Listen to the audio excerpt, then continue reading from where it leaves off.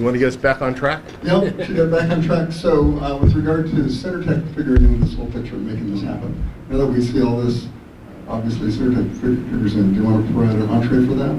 Yeah, so we got the chip to work, prototyped at AMI first, but AMI, we were having some horrible financial difficulties. We were going through a little phase where we were like on credit hold, and we're going to order a bunch of chips from AMI, and AMI knew we were on credit hold, and it was going to be a problem. But by this time, I had gone to my friend Jack Boletto over at Synertek, and we said, well, can you do this too? And he says, yeah, and they prototyped it, so we had a second source. Now we go in, Joe Keenan and I go into the meeting at AMI about how many will they sell us. The price was set.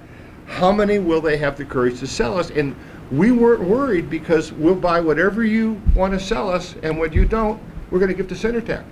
And the financial officer was fighting Terry Spicer, the sales guy. And I remember this argument was going on, and Joe said, you know, when we have arguments like this at Atari, we go into another room and discuss this for a while. So they come out, and Terry is steaming, and they sold, I don't know how many, but it was a small amount, and we said, fine.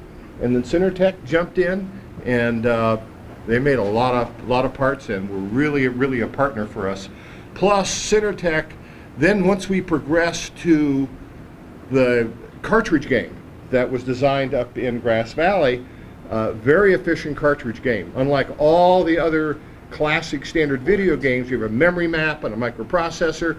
Memory map, that was very expensive in those days, so we didn't have a memory map. It was all done in software with a very fast 6502 and one custom chip and a TIA chip and a 7404.